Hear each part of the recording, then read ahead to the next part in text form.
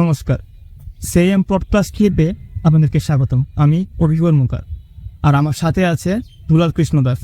আজকে আমরা সেএম পডকাস্ট ক্লিপে অনেক কিছু জানবো, অনেক কিছু শিখবো। আমি মনে করি যে নিজের মধ্যে থেকে যদি কিছু জানার ইচ্ছা হয় বা জানার জন্য একটা কৌতূহল, সেটা হচ্ছে আসল প্রশ্ন। তো কিছু প্রশ্ন আছে আমারও, তারপর জনগণের কিছু প্রশ্ন আছে, যেগুলো আজকে আমরা দুলাল কৃষ্ণ দাস, যাকে দুলাল প্রভু নামে চিনি, তো ওনার থেকে আজকে আমরা এই প্রশ্নগুলোর কিছু উত্তর নেব।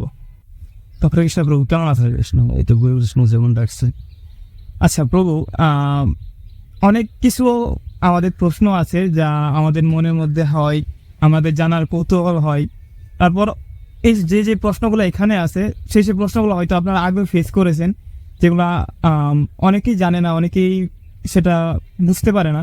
তো আমি চেষ্টা করবো যে ভিডিওর মাধ্যমে বা সোশ্যাল মিডিয়া আমি যতটুকু আমার সাধ্য, সেই সাধ্য মতে সেই প্রশ্নগুলোর উত্তর তাদেরকে দেওয়ার, যারা যেটা জানে না তাদেরকে সেটা জানার সুযোগ করে দেওয়ার জন্য।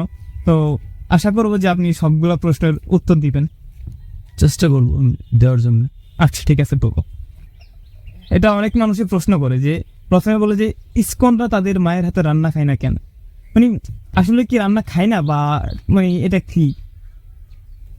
আসলে বিষয়টা এরকম না, বা ওনাদের যে একটা ধারণা, এই যে প্রশ্নটা করেছেন, ইসকনরা মায়ের হাতে রান্না খায় না। মায়ের হাতে খাবে না কেন? অবশ্যই খাবে।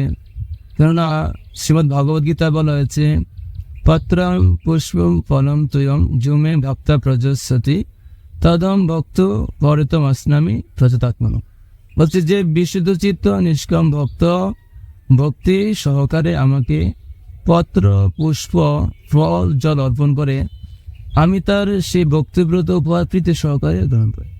তো এখানে ভগবান যেটা বিধান দিয়েছেন, যে ভগবান কি দেওয়ার জন্য বলছে? পত্র পুষ্প ফল জল। দেখুন, যেহেতু গীতা হচ্ছে ভগবানের মুখনিসৃত বাণী, আর ধর্ম হচ্ছে ভগবানের দেওয়া আইন।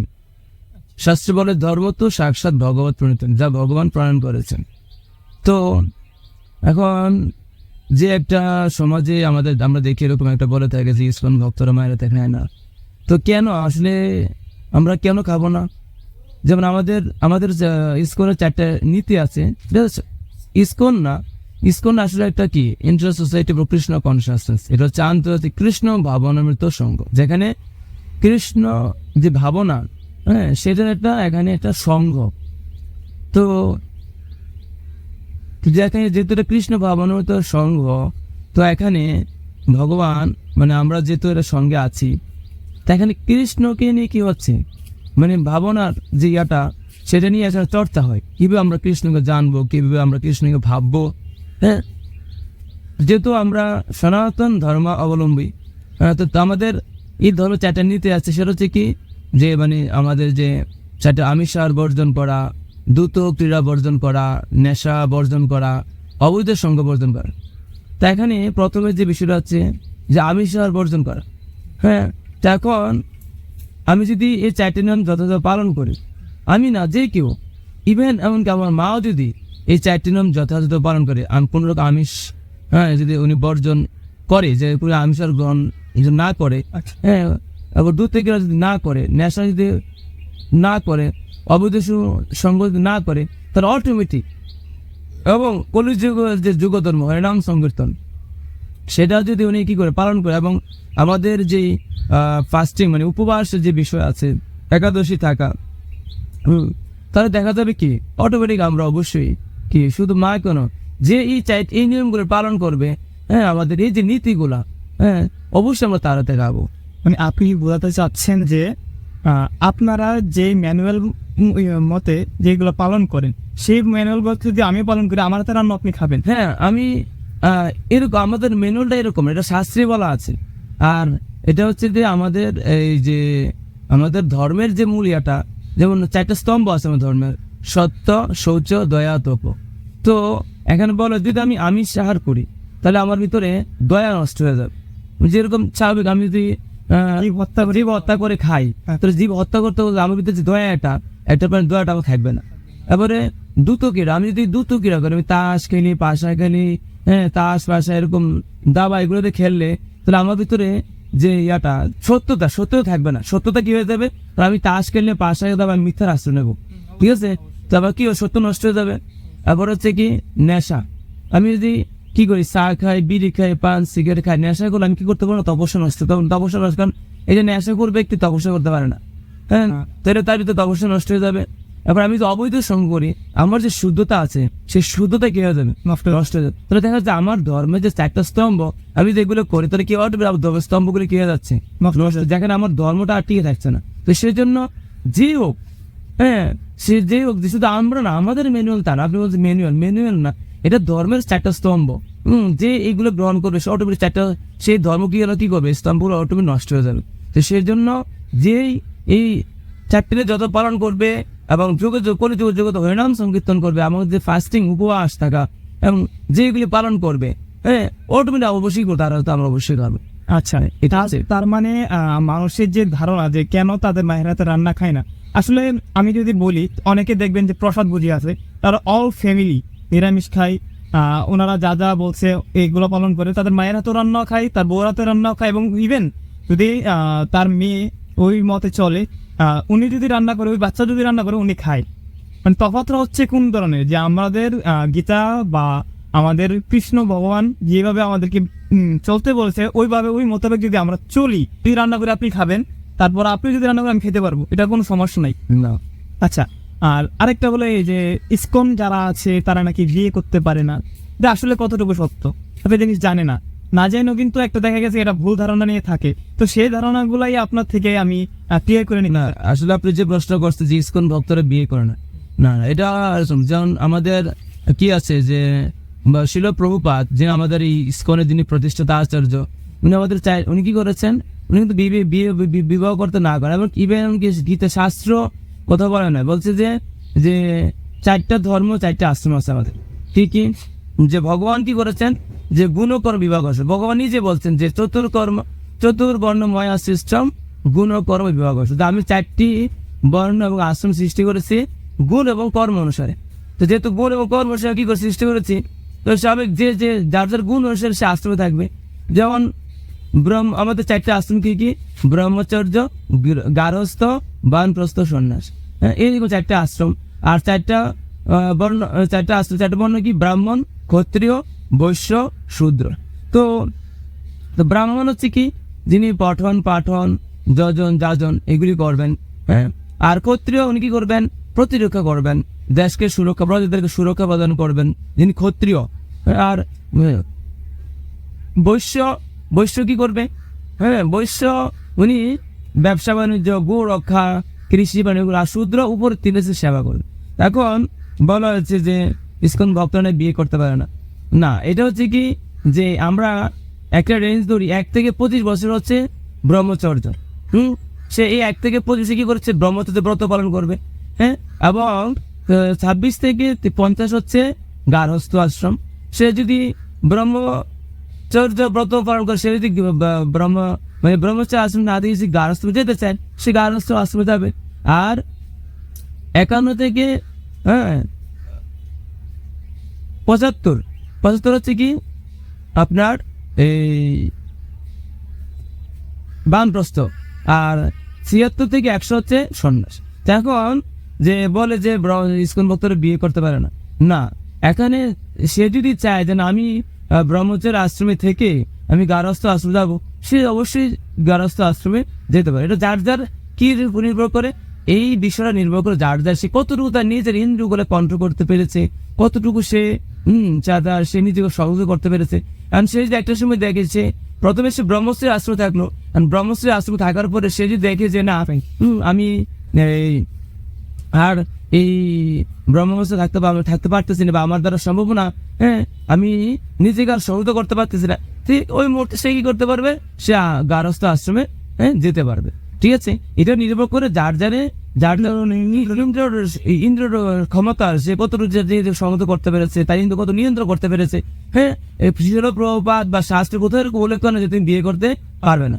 হ্যাঁ, এটা আমাদের জানা উচিত।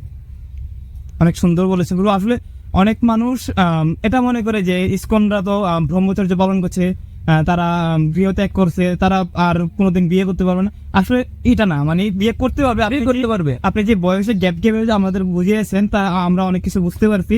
আশা করি যারা এখনো বুঝতে পারেন নাই যে ইসকনরা আসলে বিয়ে করতে পারবে কিনা, প্রভু অনেক সুন্দর দৃষ্টান্ত দিয়ে আমাদেরকে বুঝিয়ে দিয়েছে। যদি আপনার না বুঝেন, এই ভিডিওটা আবার একটু টেনে আবার একটু দেখান, আশা করি বুঝতে পারবেন। আমিষ আহার কেন, মানে আপনি বুঝাইছেন, কিন্তু আমিষটা কেন খাওয়া ঠিক না? আমি এখানে একটু বলতে চাই যে আমি একটা শ্লোকটা তো উল্লেখ করেছিলাম যে গীতায় কোথাও আমিষের কথা উল্লেখ করা হয় না। যে যেমন আমি তো একটা শ্লোক বলেছি যে ভগবান বলেছেন যে আপনার পত্রং পুষ্পং ফলং তুয়ং জমে ভক্তা প্রযচ্ছতি তদম ভক্ত পরিতম অস্নামি প্রযত্ন। যে ভগবান এখানে বলছে কি, যে বিশুদ্ধ চিত্ত নিষ্কাম ভক্তা ভক্তি সহকারে আমাকে পত্র পুষ্প ফল জল অর্পণ করে। তো দেখেন ভগবান কিসের অর্পণ কথা কথা বলছে? পাতা ফুল ফল জল। তো পাতা বলতে এখানে কি, এই তো শাক লতা পাতা, তো এখানে শাক সবজি। তো এখন আপনারা বলতে পারেন যে তো যে আমিষের মধ্যে দুই প্রকার, একটা হচ্ছে উদ্ভিদ আমিষ, আরটা হচ্ছে কি প্রাণীজ আমিষ। তো এখানে ভগবান উদ্ভিদ কোন আমিষের কথা, এনে কি উদ্ভিদ আমিষের কথা, প্রাণীজ আমিষের কথা উল্লেখ করে নাই, না। তাই না? তো এখন তো একটা দেখা যাচ্ছে যে আমরা যদি এই প্রাণীজ আমিষের যে ঘাটতিটা, সেটা আমরা কি করতে পারি, উদ্ভিদ আমিষ গ্রহণ করে কি পূরণ করতে পারি। হ্যাঁ, তো এখন শাস্ত্রে কিন্তু প্রাণীজ আমিষের কথা উল্লেখ করে না। আর দেখা যাচ্ছে যে আমিষের, আমি যদি সাত্বিক খাবার খাই, সাত্বিক আমিষের সাত্বিক আমিষ, রাজসিক আমিষ, তামসিক আমিষ। তো সাত্বিক আমিষ আমি যদি খাবার খাই, তাহলে সেটা কি হবে, আমার ভিতরে সেটা সত্যগুণ ক্রিয়া করবে। হচ্ছে আহার শুদ্ধ শতশুদ্ধ, আমি যেরকম খাবার খাবো সেরকম প্রত্যেকটা আমার ভিতরে কাজ করবে। ঠিক আছে? তো আমি যদি দুধ খাই, তাহলে আমার ভিতরে আমার কি হবে, আমার মেধা বুদ্ধি, আমার মাথার কোষগুলি কি হবে, উন্নত হবে এবং শার্পনেস হবে, এবং আমি যে কোনো কি করতে পারবো, আমার কাজের ধারণ ক্ষমতা, আমার সবকিছু, আমার লেখাপড়া বা সবকিছু আমার কি হবে, আমার ক্ষমতা বৃদ্ধিপ্রাপ্ত হবে, এবং আমি সবকিছু আরো ভালোভাবে, আমার সবকিছু মানে জ্ঞান বা সমস্ত যেটা কি হবে, পরিপুষ্টি লাভ করবে আমাদের ব্রেনের কোষগুলি বা আমার বুদ্ধি মেধা সবকিছু পরিপুষ্টি লাভ করবে। কিন্তু আমি শেষ জায়গায় যদি আমি অন্যটাকে একটা আমিষ খাই, দেখা যাবে আমার কি হবে, আমার চেতনা চেতনা কি হয়ে যাবে, আমার চেতনা আস্তে আস্তে হ্রাস পাবে, এবং যাতে বুদ্ধি মেধা চেতনাগুলো আমার অন্যদিকে ডাইভার্ট হয়ে চলে যাবে, এবং আমার বুদ্ধি নষ্ট হয়ে যাবে, আমার চেতনা নষ্ট হয়ে যাবে। কারণ খাবার উপর সবকিছু ডিপেন্ড করতে যাবে, যেরকম খাবার খাবেন আবার সেরকম চেতনা কাজ করবে। তো এই জন্য আমি একটা দুধ দিয়ে বুঝাইলাম। হ্যাঁ, তো সেখানে আপনি মিলিয়ে নেবেন যে আপনি যদি সেখানে একটা প্রাণীজ আমিষ সেখানে যদি গ্রহণ করেন, তাহলে ওই ঈদের মতো কি ক্রিয়া আপনার ভিতরে কাজ করবে। তা আমি তো বললাম যে আমাদের যে আমিষের আমি বলছি যে আমি যদি আমিষ আহার করি, হ্যাঁ, যদি আমি, তো দেখা যাবে আমার ভিতরে কি হয়ে যাবে, আমার ভিতরে দয়া নষ্ট হয়ে যাবে। তো সেই জন্য এগুলো বৃদ্ধি পাবে। হ্যাঁ, তো সেই জন্য আমি মনে করি যে প্রাণীজ আমিষটা আমি অন্য উদ্ভিদ আমিষের মধ্যে সেটা কি ঘাটতিটা পূরণ করতে পারবে, সেটা বিরত থাকা আমি মনে করি বা উচিত। আর শাস্ত্রে যেটা বলছে, শাস্ত্র আমাদের মায়ের মতো, হ্যাঁ, সেজন্য আমাদের সেটা আমাদের পালন করা উচিত। অনেক সুন্দর বলেছে। আচ্ছা, আপনি এই যে বললেন যে ভগবান বলেছে যে ভগবানকে যারা জিনিস আপনি অর্পণ করেন, তার জিনিস আপনি গ্রহণ করেন। তো আপনি ভগবানকে কি মনে করেন, মানে বন্ধু, ভগবান, মানে আপনি ভগবানকে কি মনে করেন? এই যে অনেকে বলে, বা আমি কয়েকদিন আগে আপনার একটা কনসার্ট হয়েছিল, একটা ছোট বাচ্চা তার কৃষ্ণ বন্ধুকে একটা পত্র লিখেছিল। তো মানে আমরা ভগবানকে কি মনে করে উপাসনা করব, ভগবান অনুসারে না নিজের মধ্যে যে আত্মরূপে যে থাকে বা বন্ধুরূপে, মানে কি রূপে আমরা ভগবানকে পূজা করবো? বা আসলে এটা হচ্ছে যে গীতা বলা হয়েছে যে যথামং প্রপদ্যন্তে তাংস্তে ভজম মম বর্তমানু বর্তান্তে মনুষ্য পার্থ সর্বস্ব। যে পার্থ যে যেভাবে আমাকে ভজনা করে, আমি তার কাছে সেভাবে কি হই, তার কাছে সেভাবে আমি মানে প্রাপ্ত হই। হ্যাঁ, সেই সেবা আমাকে লাভ করে। তো এখন আপনি যেভাবে ভগবানকে আরাধনা করবেন, সেই ভগবান কি করবে, আপনার কাছে আরাধিত হবে। তো এখন দেখা যাচ্ছে আমাদের যে অর্জুন ভগবানকে কিভাবে লাভ করেছিলেন, অর্জুন সক্ররূপে যেমন আমরা দেখতে পাই যে আমাদের ভগবানকে অনেকে ওরকমভাবে কি করে লাভ করে। যেমন কেউ দাস্যরূপে, কেউ সক্ররূপে, কেউ শ্রবণের মাধ্যমে, কেউ কীর্তন। যেমন আমরা শাস্ত্রে আছে যে শ্রবণে পরীক্ষিত মহারাজ ভগবানকে লাভ করেছেন, কীর্তনে সুখদেব গোস্বামী ভগবানকে লাভ করেছেন, স্মরণে প্রহ্লাদ মহারাজ ভগবানকে লাভ করেছেন, অর্চনে পৃথু মহারাজ লাভ করেছেন, বন্ধনে অক্রুর ভগবানকে লাভ করেছেন, দাসে হনুমান ভগবানকে লাভ করেছেন, পাদসেবনে লক্ষ্মীদেব ভগবানকে লাভ করেছেন। এখন যে যেভাবে ভগবানকে আরাধনা করবে সেই শিবে ভগবানকে লাভ করবে। এখন এটা হচ্ছে কে কিভাবে ভগবানকে নিয়েছে, কে কিভাবে ভগবানকে আরাধনা করছে, কে কিভাবে ভগবানকে পূজা করছে, ওইটা হচ্ছে বিষয়। হ্যাঁ, যেমন অর্জুন সবসময় কি ভাবতেন যে বন্ধুর মতো নেই। কিন্তু যখন দেখলো যে না উনি কিংকর্ত বিমূল হয়ে গেছেন, কোনটা করা উচিত কোনটা অনুচিত উনি বুঝতে পারেন, তখন উনি কি হয়ে যান, ভগবানের জন্য শরণাগত হয়ে গেলেন। তখন অর্জুন বলছে, হে কৃষ্ণ, উনি কি কার্পণ্য দোষ উপহত স্বভাব ঋচ্ছামিতম ধর্ম সম্মর চেতা যা শ্রেয় সন্নিষ্ঠিতম রোহিতম মে শিষ্যস্থ সাদি মামতাম প্রপন্নম। যে হে কৃষ্ণ, এখন আমি কার্পণ্য জনিত দুর্বলতার প্রভাবে আমি কি হয়েছি কিংকর্ত বিমূঢ় হয়েছে। কিংকর্ত বিমূঢ় কোনটা ভালো কোনটা মন্দ আমি বুঝতে পারতেছি না, আমার কি করা উচিত কি করা উচিত। দয়া করে আপনি এখন আমাকে কি করেন, দয়া করে আমি আপনার এখন শিষ্য, আপনি আমাকে শিক্ষা দান করেন। তো এরকম ভগবানকে যে যেরকম ভাবে আরাধনা করবে, যেমন হনুমান ভগবানকে দাসরূপে আরাধনা করেছিলেন, উনি সবসময় ভগবানের দাসত্ব করেছেন। হ্যাঁ, এরকম আবার যেমন শ্রবণীকে পরীক্ষিত উনি সবসময় ভগবান কথা সবসময় শ্রবণ করতেন। হ্যাঁ, এরকম যেমন পাদর্শন লক্ষ্মী ভগবানের পাদর্শনের পরেই ভগবান লাভ করেছে। তো যে যে ভগবানকে লাভ করবে সেভাবেই উনি কি করতে পারবেন, ভগবানকে লাভ করতে প্রাপ্ত হতে পারবেন। আচ্ছা, অনেক সুন্দর বলেছেন। এটাতে কি আমার নিজের একটা প্রশ্ন জাগ্রত হলো যে আমরা প্রথমত মানে গীতা কেন পড়বো, মানে গীতা গ্রন্থ আসলে এগুলা কেন পড়বো? বলছে গীতা হচ্ছে মানে কি যা ভগবান গিয়েছেন, গীতা গীত এটা হচ্ছে শ্রীমদ ভগবত গীতা। হ্যাঁ, তো গীতা হচ্ছে ভগবান, আমরা জানি যে গীতা হচ্ছে ভগবানের মুখ নিঃসৃত বাণী। আর গীতায় 700 শ্লোক দেওয়া আছে। তো যেহেতু ভগবান উনি কুরুক্ষেত্র রণাঙ্গনে এই অর্জুনকে গীতা জ্ঞান দান করেছে, তো এই গীতা কেন আমরা অধ্যয়ন করব বা গীতা পড়লে আমাদের কি লাভ হবে? বলছে গীতা পড়লে আমাদের কেন পড়া উচিত বা কি লাভ, সেটা হচ্ছে যে আমরা যখন একটা কম্পিউটার কিনি বা একটা মোবাইল কিনি তখন সাথে দেখবেন একটা কি দেওয়া দেয়, একটা ম্যানুয়াল দিয়ে দেয়। সে ম্যানুয়ালে লেখা আছে কিভাবে আপনি স্টার্ট করবেন, কিভাবে অফ করবেন, কিভাবে এটাকে সামনের দিকে নেবেন, কি সবকিছু কি দিক নির্দেশনা দেওয়া আছে, ইনস্ট্রাকশন দেওয়া আছে। তো আমি যদি ওই ম্যানুয়ালটা ফলো করি তাহলে আমি কি করতে পারবো, কম্পিউটার সুন্দরভাবে চালাতে পারবো। হ্যাঁ, এতে কোনো কি হবে, কোনো সমস্যা হবে না। তো এই গীতা হচ্ছে আমাদের একটা লাইফ ম্যানুয়াল, কিভাবে আমি আমার জীবনটাকে সুন্দর পরিচালনা করবো, কিভাবে আমি আমার এই যে আমাদের এই যে টোটাল লাইফস্টাইল কিভাবে আমি গড়ে তুলবো, সমস্ত যে গীতায় কি করা আছে দেওয়া আছে আমার।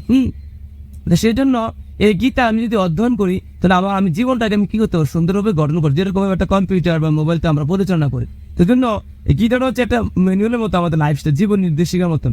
সেখানে সবকিছু উল্লেখ করা আছে কিভাবে আমি এই জীবনকে পরিচালনা করবো, কিভাবে আমি জীবন গঠন করবো, কোন সময় কি করা উচিত, কোন অনুচিত। হ্যাঁ, সমস্ত গীতার নির্দেশিকা দেওয়া আছে।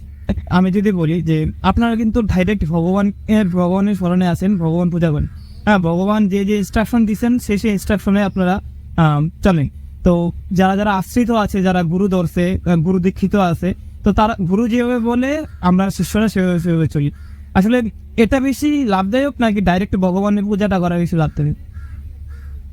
দেখেন, আমরা যে কোনো বিষয়ে যদি এক্সপার্ট হতে চাই বা যে কোনো জানতে চাই, বুঝতে চাই বা এটা বেশি আমরা যোগ্যতা অর্জন করতে, তাহলে আমাদের কি করতে হয়, কারণ এখন গুরু ধরতে হয়। ধরুন আপনি ঘরে বসে ডাক্তার হতে পারবেন না, আপনি যদি ডাক্তার, ইঞ্জিনিয়ার বা যে কোনো ভালো কিছু হতে চান, আপনি কি করতে হবে, এটার যেখানে অধ্যয়ন যেখানে চর্চা হয় সেখানে ভর্তি হন, বা যেটা ভালো যেন তার কাছে যান যে কোনো বিষয়ে।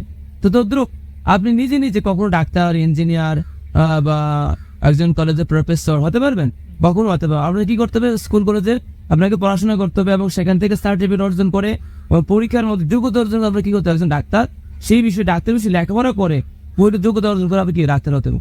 তদ্রুপ তা আপনি এটা পড়তে গিয়ে আপনি কি অবশ্যই বিভিন্ন টিচারের কি শরণাপন্ন হয়েছেন, কোনো না কোনো, যেমন আমরা প্রাইমারি স্কুলে পড়ি, যেমন আমাদের প্রথম মা বাবা হচ্ছে আমাদের প্রথম টিচার, আমাদের প্রথম গুরু মা বাবা। তো মা বাবার পর আমাদের কি আমরা প্রাথমিক স্কুলে পড়ি, হাই স্কুলে পড়ি বা বিশ্ববিদ্যালয়ে পড়ি। তারপর প্রতিটাই যখন আমরা পড়ি ইনস্টিটিউশনে, তো প্রতিটা আমরা কি করি, শিক্ষক কি করি, আমরা টিচারদের কাছে পড়ি, প্রতিটা টিচার আমাদের কি গুরু। তো দেখেন এখানে আপনি কি করতেছেন, গুরু ধরতেছেন, গুরু ছাড়া আপনি কি পারতেছেন না। স্কুলের পর পাশাপাশি আপনি কি করেন, যে বিষয়ে আপনি দুর্বল আছেন সেই বিষয়ে কি করেন, প্রাইভেট টিউটর রাখেন। কেন, আপনি ওনার কাছে কি করলেন, কি ভালো করে বুঝতে পারবেন। তো আপনি যেরকম একটা বিষয়ে এক্সপার্ট হওয়ার জন্য প্রাইভেট টিউটর ধরতেছেন, তদ্রুপ আমি যদি এই ভক্তি জীবনে বা আমার এই ভগবানের বিষয়ে আমি যদি জানতে চাই, বুঝতে চাই, ভগবান লাভ করতে চাই, কিন্তু যিনি ভগবানকে ইতিমধ্যে লাভ করেছেন বা যিনি ভগবানকে জানেন, তার কাছে আমার কি করতে হবে? শরণাপন্ন হতে হবে। যত তার কাছে শরণাপন্ন না হবো, আমি কখনো আমি ভগবানকে লাভ করতে, ভগবানের সঙ্গে বুঝতে পারবো না। আপনি যদি কম্পিটিশন জানতে চান বা একটা এসি ক্রিজের কাজ শিখতে চান বা মোবাইল সঙ্গে যেটা জানে, তার কাছে গেলে আপনি কি করতে পারবেন? অনেক সহজ শিখতে পারবেন, জানতে বুঝতে পারেন। তার নিজে নিজে কি আপনি এটা সহজ সব কিছু জানবেন? কখনো এটা সম্ভব না। যদি আপনাকে ভগবান বা যেটা কি বলে সুপ্রিম পাওয়ার বা সেটাকে বলে কি মানে অন্যটা শক্তি, যদি এটা অন্যটা শক্তি, অন্যটা কিছু, এটা আমরা কিন্তু অর্পণ করছি আলাদা সাবজেক্ট, যে তাকে আধ্যাত্মিক ভগবান কি তাকে একটা পাওয়ার দিয়ে দিয়েছে, সে অটোমেটিক তাকে কি করেছে, সে জ্ঞান দিয়ে, সেটা আলাদা সাবজেক্ট। কিন্তু আপনি এভাবে না প্রক্রিয়া অনুসরণ না করে কি হতে পারবেন না, ভালো কোনো কিছু হতে পারবেন না। আপনি বলতেছেন যে গরু ধরাটা ভালো, হ্যাঁ, এবং গরু ধরতে হবে। ধরতে হবে। তো আমি ঠিক দেখেন, কলিযুগে অনেকে আছে যে ভগবান শ্রীকৃষ্ণ আগে বলছিল যে এই কলিযুগে মানুষের থাকবে দুইটা, বলবে এক, করবে আরেক। তো সে আসলে প্রকৃত গুরু বা আমি তার কাছে গেলে কিছু শিখতে পারবো বা অরিজিনাল জ্ঞানটা আমি পাবো, কিভাবে আমি একটা প্রকৃত গুরুর সন্ধান পাবো? তো আসলে গুরুদেব চ্যানেল উপর বিষয়টা হচ্ছে, শাস্ত্রে বলা হয়েছে যিনি সদ্গুরুদেব উনি কৃষ্ণ তত্ত্ববেত্তা হবেন, উনি শাস্ত্রের কোনো অপব্যাখ্যা দিবেন না, শাস্ত্রের যে লেখা অ্যাজ ইট ইজ, একজন ডাকপিনের মতন। হ্যাঁ, ডাকপিন কি করে, হ্যাঁ, প্রেরক উনি কি করে চিঠিটা যে লেখে প্রাপককে কি করে ডাকপিন পৌঁছায় দেয়। উনি এর মধ্যে কোনো কি করে না, কোনো যোগ বিয়োগ করে না। তদ্রুপ সদ্গুরুদেব উনি কি করবেন, শাস্ত্রের যা যেভাবে শাস্ত্রে লেখা আছে সেভাবে কি করে উপস্থাপনা করবেন, ব্যাখ্যা দিবেন, আমাদেরকে বুঝাইবেন। কোনো অপব্যাখ্যা উনি বা বিকৃত কোনো ব্যাখ্যা দেবেন না। উনি শুদ্ধ স্তরে অবস্থান করবেন। হ্যাঁ, উনি পরম্পরা ধারায় থাকবেন। হ্যাঁ, আমাদের যে পরম্পরা আছে, হ্যাঁ, সেই পরম্পরা ধারায় থাকবেন এবং কৃষ্ণ সম্বন্ধে যিনি আমাদেরকে শিক্ষা দান করবেন আমাদেরকে, এবং তত্ত্ববেত্তা, কৃষ্ণ তত্ত্ববেত্তা হবেন। ঠিক আছে, এটা হচ্ছে সদ্গুরুদেব লক্ষণ। হ্যাঁ, দিদি দেখবো যে না উনি কৃষ্ণ তত্ত্ববেত্তা না, শাস্ত্র ব্যাখ্যা দেয় এবং মন গড়া উনি ব্যাখ্যা দেয়, নিজেরকে নিজেকে ইয়া করে।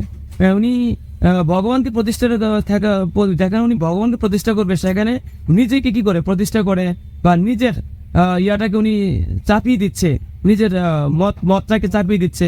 হ্যাঁ, তাহলে আমি মনে করি সেটা সদ্গুরু দোস্ত পড়ে না।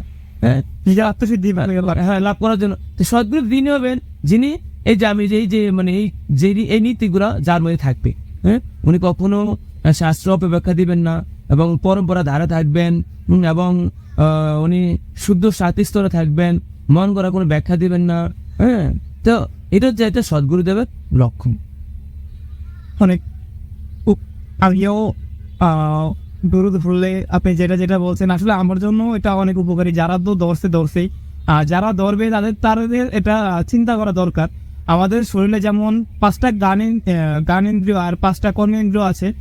আমরা জ্ঞানেন্দ্রিয় বলতে কান, জিহ্বা, চোখ, তারপর শরীরের চামড়া, আর আরেকটা কি যেন আছে আমার ঠিক মনে করছে না।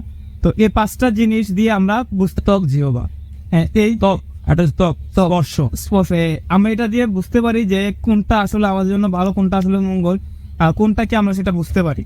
লোকে এটা বলে। এবং আমার একটা প্রশ্ন যে ইসকন যে সংঘটা আছে, এটা আসলে ভগবান শ্রীকৃষ্ণের যে অবতারগুলো আছে এবং উনি যে রূপে পৃথিবীতে আসছেন সে রূপে পূজা করেন। আদার্স কিন্তু আপনারা কালী পূজা বলেন, দুর্গা পূজা বলেন, লক্ষ্মী পূজা, সরস্বতী পূজা, এগুলো করেন না। মানে ভগবানের স্বরূপ, যেমন আপনারা রথযাত্রা করেন, তারপর কৃষ্ণ জন্মাষ্টমী করেন, তারপরে যে কৃষ্ণ রিলেটেড বা কৃষ্ণ অবতার যে রূপে আসছেন আপনি এরকম করেন। বাকি দেবদেবী পূজা বা এরকম কেন করেন না? এটা তো ভগবানের না। আমরা আসলে এটাও একটা মানে ধারণা অনেক গ্যাপ আছে যে বলে থাকে আমরা শুধু কৃষ্ণের পূজা করি, আমরা দেবদেবী পূজা করি না। হ্যাঁ, আসলে এই দেবদেবীরা কার থেকে সৃষ্টি হয়েছে? এই দেবদেবী তো ভগবান থেকে সৃষ্টি। হ্যাঁ, আর ভগবান হচ্ছেন কি? ভগবান হচ্ছেন অনাদির আদি। হ্যাঁ, অনাদির আদি গোবিন্দ। যেহেতু উনি অনাদির আদি, ওনার থেকেই সমস্ত দেবদেবীদের প্রকাশ। আপনি একটা গাছের কি করছেন? সেবা যত্ন করছেন। তো যদি আপনি গাছের সেবা যত্ন করেন, ধরুন গাছের গোড়ায় যদি আপনি কি করেন জল দেন, তো তো আলাদা করে গাছের শাখায় বা লতায় পাতায় ডগায় কি করতে হবে না, জল দিতে হবে না। কেন দিতে হবে না? কারণ গাছের গোড়া জল দিলে অটোমেটিক গাছের শিকড় সেটা শোষণ করে নিয়ে কি করবে, পাতায় নিয়ে যাবে, শিকড় নিয়ে যাবে, ডগায় নিয়ে পুরো গাছটা কি করে পুষ্টি লাভ করবে। হ্যাঁ, তো দেখেন আপনি আলাদা করে কি করতে হয় নাই, শাখা জ্বলতে হয় নাই, লতায় জ্বলতে নাই, পাতায় ডোকা জ্বলতে হয়েছে। কোথাও জল দিচ্ছেন? গাছের গোড়ায়। তো তদ্রুপ এখানে গাছের গোড়া হচ্ছে পরমেশ্বর ভগবান শ্রীকৃষ্ণ, আর দেবদেবীর হচ্ছে এই গাছের লতা পাতা শাখা ডগা। তা আমি যদি বুদ্ধি করে, যারা প্রকৃত বুদ্ধিমতী আছেন তারা কি করবেন, তারা গাছের গোড়া জল দেবেন। পরমেশ্বর ভগবান শ্রীকৃষ্ণ সেবা করা হলে অটোমেটিক সমস্ত দেবদেবীরা কি হয়ে যাবে, পরিপুষ্টি লাভ করে সন্তুষ্টি লাভ করবে। সেজন্য আলাদা করে দেবদেবী পূজা করতে হবে না। তার মানে এই না যে আমরা দেবদেবীদেরকে অসম্মান করবো, অশ্রদ্ধা করবো, হ্যাঁ ওনাদের কি করবো না। আমরা অবশ্যই, কেন আমরা তো শিবের পূজা, আমাদের যেমন ঢাকা শাহীবাগে আমাদের শিবের পূজা করে, কালীমার পূজা করে অবশ্যই কেউ করছে, যদি ওই পূজার ওইরকম শাস্ত্রমত হইতে হবে। বর্তমানে যে দুর্গা মার যেভাবে পূজা করা হয়, যেভাবে দুর্গা মার সামনে এই যে মদ খেয়ে গাঁজা খেয়ে যেরকম ভাবে নেশা খেয়ে যেরকম, এগুলো তো অপসংস্কৃতি, এটা কখনো কোথাও শাস্ত্রে লেখা নাই। হ্যাঁ, আর যেভাবে করে, হ্যাঁ, তো আমি দেখি না যে শাস্ত্র মতে এই দুর্গা পূজা হয় বা অন্য পূজা দেবীর পূজা হয়। যার কারণে যেহেতু বলতে যেটা কলিযুগ, তো কলিযুগ ওরকম ভাবে সবাই দেবদের কি করতে পারবে না, ওরকম করতে পারবে। যদি করতে পারতো ঠিক আছে, দেবদের সন্তুষ্টি লাভ করবে। তো আমি মনে করি আমাদের যেহেতু এখানে গ্যাপ আছে, তো আমি মনে করি যে আমি তো ভগবান শ্রীকৃষ্ণ সেবা করি, অটোমেটিক কি হয়ে যাবে, সমস্ত দেবদেবীরা সন্তুষ্টি লাভ করবে। তো সেই জন্য হ্যাঁ, তো আমি কিন্তু দেবদেবীকে এখানে অসম্মান করছি না বা অশ্রদ্ধা করছি না। আপনি যদি শাস্ত্রের মতো করেন, কেন করছে না? আমরা তো শিবের পূজা করি, কালীমার পূজা করি, বা বিভিন্ন জায়গায় হয়, তো আমরা সেটা কি করি, একদম শাস্ত্র মতে শুদ্ধ ব্রাহ্মণ দিয়ে শাস্ত্রে যেভাবে আছে ঠিক যত আমরা সেভাবে পূজাটা করি। তো সেই জন্য এমন না, আমি এরকম একদম কট্টরপন্থী ভাবে বলছি না।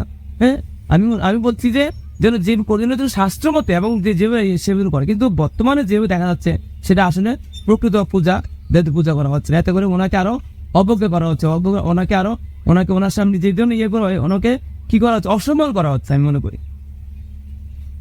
অনেক সুন্দর বলেছেন। আচ্ছা প্রভু, মহাভারত যারা দেখেছেন বা মহাভারত গীতা গ্রন্থ যারা পড়েছেন, তারা হয়তো এই প্রশ্নটার উত্তর পেয়ে গেছেন। আর যারা এইসব পড়ে না বা জানে না, তাদের একটা প্রশ্ন, বা আমার মনে হয় যে এই প্রশ্নটা হয়তো তাদের শুনলে বা তারা এই প্রশ্নের উত্তরটা পাইলে তারাও আস্তে আস্তে এইটা সম্পর্কে জানার চেষ্টা করবে। আমি কি, আমি কেন এই পৃথিবীতে এসেছি। মানে দেখেন, কোনো কারণ ছাড়া এই পৃথিবীতে কোনো জিনিস ঘটে না, যেটা আমি একান্ত মনে করি। কোনো না কোনো কারণ ঘটার পিছনে কোনো না কোনো একটা কারণ থাকে। আমার যেমন মনে করেন আমার কিছু একটা হয়েছে, তো সেটা হওয়ার পিছনে কোনো একটা কারণ আছে। তো আমার পৃথিবীতে আসার কারণ তো একটা থাকবে, আমার পৃথিবীতে মানব খুলে আসার কারণটা কি? তো প্রথম কি আমি কেন উত্তর দেবো নাকি মানবপুর আসার কারণটা দেবো? আমি কে, তারপরে ওটাতে জানি। তো আমরা যখন জেনারেলি যখন কাউকে প্রশ্ন করি হু এম আই, বাংলাগুলো আমি কে, তো আমরা কি উত্তর দিই? সাধারণত আমরা উত্তর দিই I M a doctor, I M a teacher, I M a house wife, I am in boys, I am in girl, এরকম আমরা উত্তর দিই। তো আসলে একটু যদি আমরা ডিপলি চিন্তা করি, আসলে কি আমি ডাক্তার, আমি কি ইঞ্জিনিয়ার, আমি কি গৃহিণী, আমি কি স্টুডেন্ট, এটা কি আমার আসলে প্রকৃত পরিচয়? তো একটু যদি আপনারা একটু ডিপলি চিন্তা করেন, আসলে আমিটা আসলে কি। হ্যাঁ, তো এখন আমরা শাস্ত্রগ্রন্থ পরে দেখেছি, ওখানে লেখা আছে যে দেখো আমি তো আগে জানতাম না। আমি তো আগে যখন পরিচিত তুমি কে, হ্যাঁ বলতাম আমি দুর্গাকৃষ্ণ দেবনাথ, বা আগে আমার নাম ছিল দুর্গাকৃষ্ণ দেবনাথ, আমি বলতাম আমি দুর্গাকৃষ্ণ দেবনাথ। কিন্তু এখন যখন জানতে পারলাম আসলে প্রকৃত আমিটা কে, এখন শাস্ত্রগ্রন্থ পড়ে জানতে পারলাম যে বাবা আমি এই দেহ নই, আমি স্থূল জড় দেহ নই, আমি চিন্ময় আত্মা। হ্যাঁ, দেখেন এখানে আমি এখন পরিচয় আমরা পেয়ে গেলাম যে আমি কে, যে আমি এই স্থূল জড় দেহ নই, আমি হচ্ছে চিন্ময় আত্মা। তাহলে এখন পরিচয় কি, আমি চিন্ময় আত্মা। এর আমি বলছি আমি ডাক্তার, ইঞ্জিনিয়ার, স্টুডেন্ট, এই যে বলছি, তাহলে এখন কি আমাদের ভুলটা এখানে কি, আমরা এখন কি মানে ভুলটা ভেঙে গেল কিনা, যে আসলে আমি যে ডাক্তার, আমি ছাত্র, বা আমি যদি মানুষ পরিচয় দিচ্ছি, যেমন প্রকৃত পরিচয় পরিচয়টা কি, আমি স্থূল জড় দেহ নই, আমি যে দেহটা আমি নই, তা আমি কি, আমি চিন্ময় আত্মা। তা আত্মা কি দেখা যাচ্ছে? আত্মারা দেখা যাচ্ছে না। আত্মারা হচ্ছে চুলের অগ্রভাগের 10,000 ভাগের এক ভাগ।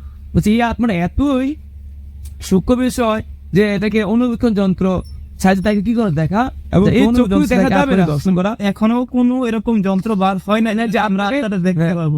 দেখা যাবে। তো বলছে এই আত্মাটা কি উপলব্ধির বিষয়, হ্যাঁ, যেরকম ভাবে কি রকম ধরুন একটা আপনার মাথার ফ্যান করছে, মানে ফ্যানটা কি শক্তি করছে, বৈদ্যুতিক শক্তি। আপনি তো আমি এটা পরীক্ষা করে দেখবো যে বৈদ্যুতিক শক্তিটা কিরকম, তারপরে যখন পরীক্ষা করে দেখতে যাবেন যে আপনি আমি হাত দিয়ে দেখবেন, হাত যন্ত্রের মাধ্যমে আমি হাত ধরে দেখবো কিরকম, দেখতে আপনি কেউ সারা শক করবে, আপনাকে কারেন্টে কি বিদ্যুৎ পৃষ্ঠ করে আপনি মারা যেতে পারেন। তো সেই জন্য এটা কি দেখা যায়? এটা দেখা যায় না, উপলব্ধি বিষয়। যেমন ফ্যান তার মানে কি বিদ্যুৎ শক্তির কারণে ফ্যানটা ঘুরছে। যদি আপনি কথা বলছেন, হাঁটছেন, সমস্ত কিছু করছেন, তো এটা কি শক্তির বলে? আত্মা আছে বিদায়, আত্মা আছে কারণে আপনি কি সবকিছু করতে পারছেন। আর এই আত্মা হচ্ছে পরমাত্মার অংশ।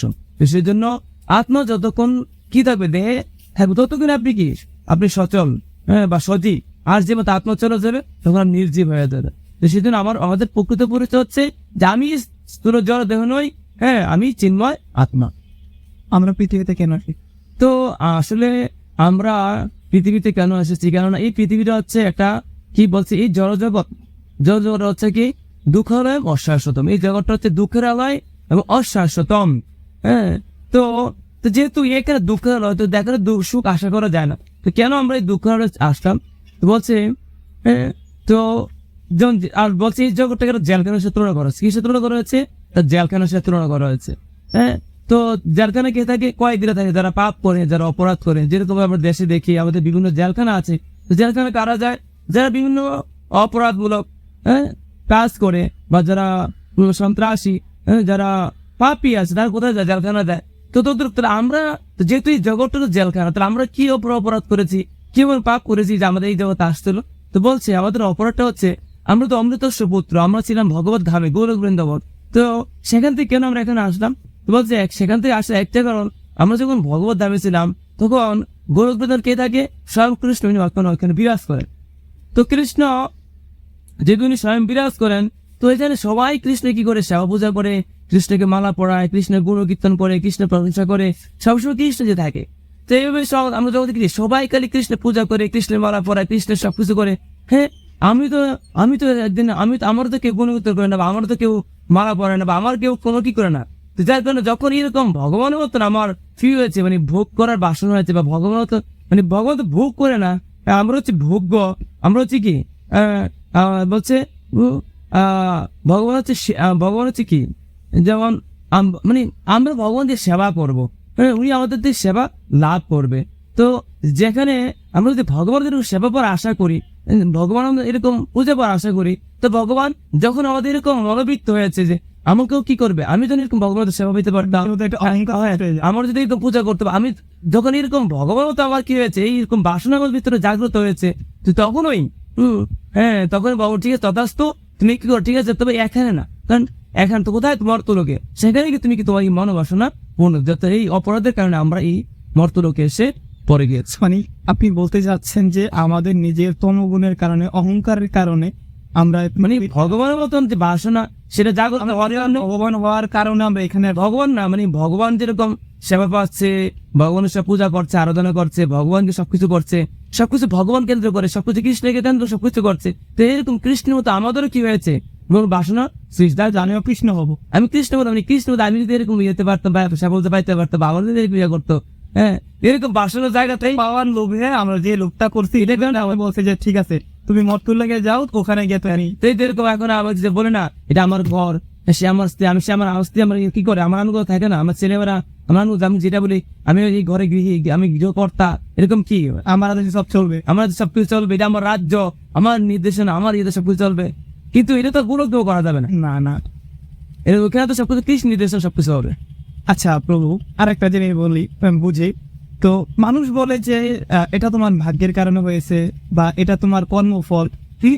কর্মফল বড় না ভাগ্য বড়, মানে একটা আছে যেটা আমরা কর্মফল যেটা আমরা পাই, আর একটা আছে ভাগ্য। তো কর্মফল বড় না ভাগ্য বড়, এটা কিন্তু আসলে আমি যখন চিন্তা করি, একটা চিন্তা করি, এই প্রশ্নটা আমার যে কর্মফল বড় না ভাগ্য বড়। তো আমি এটা নিয়ে চিন্তা করি, কিন্তু নিজে যে উত্তরটা পাইছি না, ওইটা আমি স্যাটিসফাই না। আমি কই না, আরেকজনকে জিজ্ঞাসা করি, ওনার উত্তর সাথে আমার উত্তরটা মিলে কিনা দেখি। আসলে আমরা আগে একটা বাপসমাস পড়েছিলাম, what is lotted can not be blotted, অর্থাৎ ভাগ্যের লিখন না দেয় খণ্ডন। আর কর্মফল যেটা বিষয়টা হচ্ছে যে আমাদের কর্মের প্রকারভেদ আছে, কর্ম, অকর্ম, বিকর্ম। তো কর্ম কোনটা, অকর্ম কোনটা, আবার বিকর্ম কোনটা? কর্ম হচ্ছে কামনা বাসনা যুক্ত যে কর্ম করা হয় সেটা হচ্ছে সকাম কর্ম। আর কামনা বাসনা ছাড়া, অর্থাৎ আমার তো কোনো কামনা বাসনা নাই, হ্যাঁ, সেটা হচ্ছে নিষ্কাম কর্ম। আর যেটা শাস্ত্রে উল্লেখ করা হয় না সেটা হচ্ছে বিকর্ম বা অপকর্ম। তো এখানে আমি যদি কামনা বাসনা যুক্ত কর্ম করি, তো আমরা নিউটনের তৃতীয় সূত্র কি বলছে, প্রত্যেকেরই একটা কি, every action has an equal opposite reaction. প্রত্যেকটা ক্রিয়ার একটা সমান ও বিপরীত প্রতিক্রিয়া আছে। নিউটনের তৃতীয় আমরা যখন স্কুলে যখন পড়াশোনা করেছি আমরা দেখেছি নিউটনের কয়েকটা সূত্র আছে, মানে তৃতীয় সূত্র আমার মনে আছে এখনো, যে উনি এটা কথা বলছেন যে প্রতিটি ক্রিয়ারই একটা কি সমান ও বিপরীত প্রতিক্রিয়া আছে। আমি যদি আপনাকে কি ঘুষি দেই, আপনি আমাকে একটা ঘুষি তার ইয়ে করবেন, আমি যদি ইটটা একটা পাট্টেটা মারার চেষ্টা করবেন, তা কি এটা ক্রিয়া প্রতিক্রিয়া একটা বিষয় আছে। তদ্রুপ আমি যদি কর্ম সেরকম কর্ম করি, হ্যাঁ, আমি যদি স্বাভাবিক এটা কি ফল ভোগ করতে হবে। অবশ্যই অবশ্যই। আমি যদি পরীক্ষার মধ্যে কিছু না লেখা দিয়ে আসি, ফেল তো আমি করবো। ফেল তো আমি করবো। তো আপনি যেরকম কর্ম করবেন সেটা অবশ্যই দেখি এটা রেজাল্ট আপনাকে ভোগ করতে হবে। এখন নির্ভর করতেছে আপনি কর্মটা কার জন্য করতেছেন। যদি নিজের জন্য করেন তাহলে সেটার কর্মটা আপনি নিজে ভোগ করতে, আর যদি আপনি ভগবানের জন্য করেন, যিনি মানে অর্থাৎ যিনি আমাদের সৃষ্টিকর্তা বা যিনি আমাদেরকে যিনি অলমাইটি পাওয়ার যেটা আমরা বলি, যদি আপনি কৃষ্ণের জন্য করেন তাহলে সেটা কৃষ্ণ কি করবে, আপনাকে সেরকম সে ফলটা দিবে। আর যদি আপনি শাস্ত্র বহির্ভূত কর্ম করেন, শাস্ত্র বহির্ভূত কি, শাস্ত্রে কোথাও লেখা আছে তুমি কি মদ খাও, গাঁজা খাও, বিড়ি খাও, সিগারেট, কোথাও দেখা আছে? আমরা জানেন এই বিড়ি খেলে আমাদের শরীরে কি হয়, ইন্দ্রিয়গুলো আমাদের নিস্তেজ হয়ে যায়, আমাদের চেতনা নষ্ট হয়ে যায়, বুদ্ধি নষ্ট হয়ে যায় এবং দেহ ক্ষীণ হয়ে যায়, আমাদের বুদ্ধি, মেধা, স্মৃতি সবকিছু কি হয়ে যায়, দিন দিন এগুলো নষ্ট হয়ে যায়। তো এই জন্য অপকর্ম করলে কি হবে, স্বাভাবিক আপনাকে এটার জন্য কি ফল ভোগ করতে হবে, স্বাভাবিক। নিউটন চিত্র সত্য, আমরা যেটা কর্ম করবো এটা একটা প্রতিক্রিয়া অবশ্যই আপনাকে ভোগ করতে হবে। মানে আমার কর্মফল নির্ধারণ করবে আমার সাথে কি ঘটবে, এটাই তো বোঝা যাবে। এখন আপনি যেটা বলেছেন আসলে আমার বুঝতে আরো সুবিধা হচ্ছে। আমার যে ধারণাটা ছিল, আমি অবশ্যই বলতে পারি আমার ধারণা হয়তো কিছুটা ভুল ছিল। আমি নিজের কর্মর ফলটারে আমি নিজে ভাগ্য মনে করতাম, আসলে সেটা না। ভাগ্য যেটা ভগবান লিখে দিচ্ছে সেই মতো আমরা চলতেছি, আর কর্মফল যেটা আমরা আমাদের শাস্ত্রের বাইরে বা আমরা নিজেরা যেটা নিজের মনে মনে মন ঘোরা করতেছি সেটা আমরা পাইতেছি, আর আমরা বলতেছি এটা ভগবানের কর্মে আমার লেখা দিয়েছে।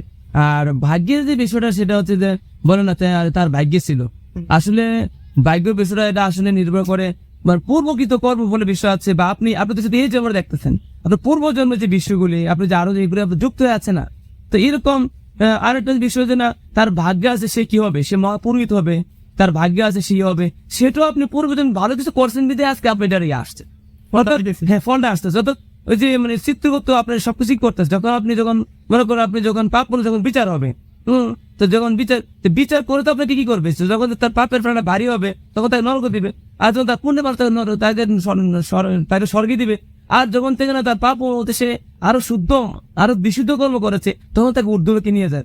তো সেটা তো আপনি কি কর্ম সবকিছু কি নির্ভর করতেছে, সেটা হচ্ছে বিষয়। ওটার উপর নির্ভর করে আপনি কি হবেন না হবেন সবকিছু একটা ইয়ে হয়।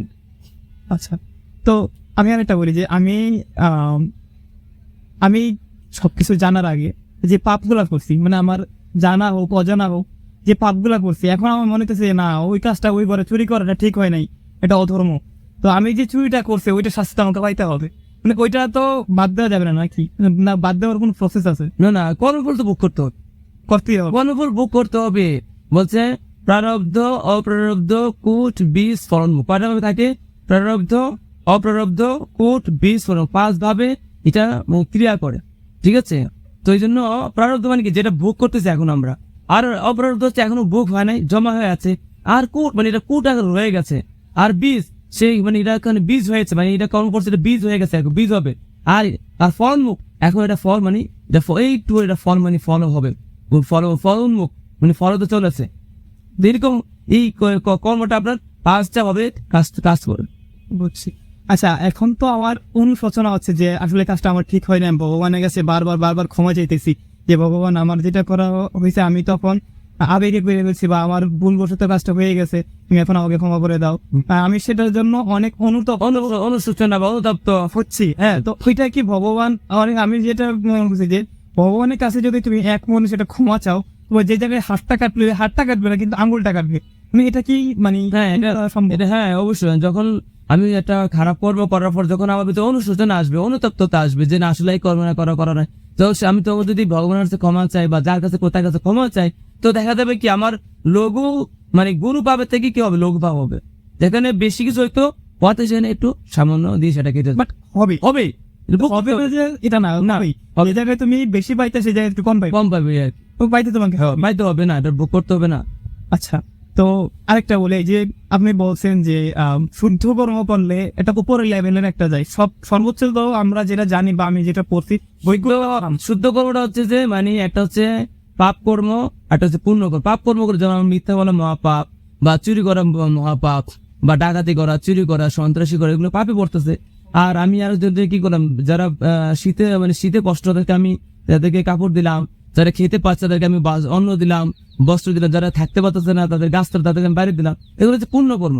কিন্তু পাপ পুণ্য আরেকটা কর্ম আছে যেটা হচ্ছে স্বীকৃতি হয়, মানে এদের উপর ও সে কর্মটা কি, সে কর্মটা পাপের মধ্যে পড়ে না, পুণ্য হতে সেটা হচ্ছে স্বীকৃতি। স্বীকৃতি হলে ঊর্ধ্বলোক লাভ হয়, মানে আরো ঊর্ধ্বগতি হয়, স্বর্গও না বা নরকও না, ঊর্ধ্বলোক সে তার লাভ হয়। সর্বোচ্চ ঊর্ধ্বলোক কি বই কোনটা দাম? সর্বোচ্চ গোলক বৃন্দাবন। গোলক বৃন্দাবন। হ্যাঁ গোলক বৃন্দাবন। তো গোলক বৃন্দাবন কি আমরা এই মানব জগৎ থেকে ডাইরেক্ট যাওয়ার কোনো option? হ্যাঁ মারাজন দাঁড়িয়ে যেতে পারো যদি আমরা সেই ধর্মতে শাসন ভগবান যে আমাদের ধর্মটা দিয়েছেন সেটা পালন করি, আমরা সরাসরি গোলক বৃন্দাবনে যেতে পারো।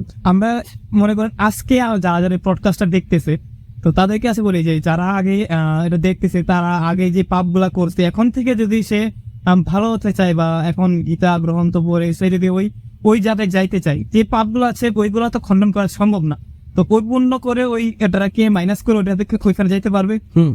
তখন সে যদি এখন থেকে নিজেকে সংশোধন হয়ে যায়, সে এখন থেকে যদি সে নিজেকে এভাবে সংযত হয়ে যায়, এখন থেকে সে যদি ওইখানে যাওয়ার জন্য এখন থেকে যদি কি করে দেখবেন উই পোকা বা একটা ইয়া আছে, পোকাটা সুই পোকা মাটির তোলা থাকে, সে একটা সময় কিভাবে প্রজাপতি হয়, কিভাবে সে সুই পোকা থাকে মাটির তোলা ইয়া করে, সুই পোকা দেখবেন সে মাটির তোলা ইয়া করে থাকে, হ্যাঁ সে উড়ার চেষ্টা করে, সে একটা সময় সে কি প্রজাপতি হয়ে যায়, সুই পোকাটা একটা সময় কি হয়ে যায়, প্রজাপতি হয়, কিভাবে চেষ্টা করে, পুরো চেষ্টা করে। তো আপনি যদি এখন থেকে চেষ্টা করেন, এখন থেকে ওইভাবে সমস্ত অনেকভাবে সবকিছু করেন, তাহলে আপনিও কি অবশ্যই যেতে পারবেন।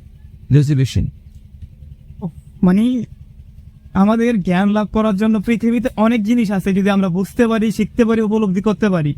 আসলে উনি যে কম্পিউটার থেকে আমাদের উদাহরণ দিয়েছে, সুইপোকা দিয়েছে, তারপর আরো টিচারদের থেকে দিয়েছে সার্টিফিকেট, সবকিছু ধরে মানে আমরা যে আমাদের নিত্য জীবনে যা আমরা করি সেটা থেকে আমরা অনেক কিছু শিখতে পারি। মানে প্রভু আসলে অনেক অ্যাডভান্স, এবং এই জেনারেশন কিভাবে বুঝবে সেটা অনেক ভালো বুঝতে পারে। তো অসংখ্য ধন্যবাদ। আর আপনি যারা পডকাস্টটা দেখছে, আপনি একটা মূল বক্তব্য কি দিবেন মানে তাদের উদ্দেশ্যে? তো আমার মূল বক্তব্য হচ্ছে এখানে আমাদের কর্মকার প্রভু যে একটা আয়োজন করেছেন, সিসিআই হ্যাঁ, সিআইএম পডকাস্ট, সিআইএম ব্রডকাস্ট, যে এখানে উনি সম্প্রচার করছেন যে একটা চ্যানেল নাকি। তো আমি চাই ওনার যে উদ্দেশ্য বা ওনার যে মনোভাব, উনি সেটা যদি এটাকে সবসময় করতে পারে, রানিং করতে পারে, আশা করি এখান থেকে উনি ভালো একটা পর্যায়ে যেতে পারবে। বিশেষ করে স্বাভাবিক এরকম আমাদের ধর্মীয় যে চেতনাবোধ বা আমাদের বিশেষ করে এই ধর্ম সম্বন্ধে যে জ্ঞান, কারণ দেখো তো এখনো আমাদের এরকম অনেক আছি যে আমরা এই ধর্ম সম্বন্ধে জানি না, বা আমাদের এই ধর্ম এখনো আমাদের অভ্রান্ত আছে। এখন দেখা যাচ্ছে আমাদের এই অভ্রান্তর কারণে আমরা দেখি অনেকে এরকম কি হয়ে যাচ্ছে, ডাইভার্ট হয়ে যাচ্ছে। হ্যাঁ, তো এই ডাইভার্ট কেন হয়? কারণ তার ভিতরে ওই ধর্মীয় বোধটা তার ভিতরে হয় নাই, যার কারণে সে ডাইভার্ট হয়ে অন্য একটা ধর্ম সে গ্রহণ করছে। বলছে স্বধর্ম নিধনম শ্র পরধর্ম ভয়াবহ, হ্যাঁ স্বধর্ম মৃত্যু ভালো। তো সেজন্য সেটা গীতা উল্লেখ করা আছে। তো সেজন্য আমি কখন অন্য একটা ধর্ম আমি গ্রহণ করবো, যখন আমি আমার নিজ ধর্ম সম্বন্ধে আমার কিতাব গ্যাপ থাকবে, আমি ধর্ম জানতে পারবো না, বুঝতে পারবো না, যখন আবার সেটা থাকবে তখনই আমি কি করবো, অন্যটা কিছু আমি ধাবিত হবো। তো সেই জন্য আমাদের উচিত নিজ ধর্মটাকে জানা, বোঝা বা সেটাকে করা। হ্যাঁ, তো সেজন্য আমি মনে করি অভিপ্রভু যে একটা পদক্ষেপ নিয়েছে, ওই জন্য এটাতে সফল হতে পারে এবং সবাইকে বুঝতে পারে, এবং ওনার এই ব্রডকাস্ট যেন আরো ফলপ্রসূ প্রসারিত হয়। হ্যাঁ, সেটা আমি ওনার কাছে কৃতজ্ঞতা জ্ঞাপন করি। যারা এই পডকাস্টটা দেখতেছেন তাদের কাছে একটা অনুরোধ থাকবে, আপনাদের মনের মধ্যে যদি কোনো একটা জিজ্ঞাসা থাকে, অবশ্যই কমেন্ট বক্স খোলা আছে, সেখানে আপনারা কমেন্ট করতে পারেন। প্রভু আমাদের সাথে আছে, সেই প্রশ্নগুলোর উত্তর দেওয়ার চেষ্টা করবে। তবে আমি যতটুকু জানি যে দেখবেন যারা মুসলিম ধর্ম পালন করে তারা সবসময় দাড়ি রাখে, টুপি পরে এবং তাদের পাঞ্জাবি আছে, তাদের গেটাবি দেখলেই বোঝা যায় যে তারা মুসলিম ধর্মের লোক। আমাদের হিন্দু ধর্মে কিন্তু অনেকেই মালা পরতে চায় না, তিলক করতে চায় না। আসলে তোমাদের আইডেন্টিটি কি? একটা স্কুলের বাচ্চা আইডেন্টিটি হচ্ছে তার ইউনিফর্ম, তার আইডি কার্ড। মুসলমানদের যেমন টুপি আছে, তারপর দাড়ি আছে, দাড়ি এখন ফ্যাশন, টুপি আছে, তারপর পাঞ্জাবি আছে। টুপি কিন্তু আমরা চাইলে পড়তে পারবো না, বা অন্য ধর্মের চাইলে পড়তে পারবে না। তো মালা কিন্তু আমরা হিন্দু ধর্ম ছাড়া অন্য ধর্ম পড়তে পারবে না। লাল সুতা আমি অনেকদেরকে দেখেছি, আমার ফ্রেন্ডদের উপরে লাল সুতা, কিন্তু মালা তিলক আমাদের ধর্মের মধ্যে আছে। তো আমি রেকমেন্ড করবো এবং প্রভুর উদ্দেশ্যে, এবং আমি প্রডকাস্টের আগে মন্দিরে আগে যতটুকু জানছি, গীতা যতটুকু জানছি, যে মালা এবং তিলক যদি আমরা নিয়মিত করতে পারি এবং আমাদের ইন্দ্রিয় আস্তে আস্তে আস্তে আস্তে সেটা সচল হবে, সেটা সম্পর্কে আমরা জানতে পারবো। তো আমার একটা অনুরোধ থাকবে সবার কাছে, যারা যারা প্রডকাস্ট দেখতে সনাতন ভাইয়েরা, অবশ্যই আপনারা মালাটা পড়ার চেষ্টা করবেন, তিলকটা করার চেষ্টা করবেন। আর আপনাদের মনের মধ্যে যদি কোনো বাসনা থাকে বা জিজ্ঞাসা থাকে, অবশ্যই কমেন্ট বক্স খোলা আছে, কমেন্ট বক্সে আপনি প্রশ্ন করবেন। সেই প্রশ্নগুলোর উত্তর আমরা প্রভু থেকে নেব। কি প্রভু? ঠিক আছে, আমি দেওয়ার চেষ্টা করব। তো আজকের জন্য এতটুকুই। ভালো থাকবেন, সুস্থ থাকবেন, নিয়মিত গীতা পাঠ করবেন। হরে কৃষ্ণ।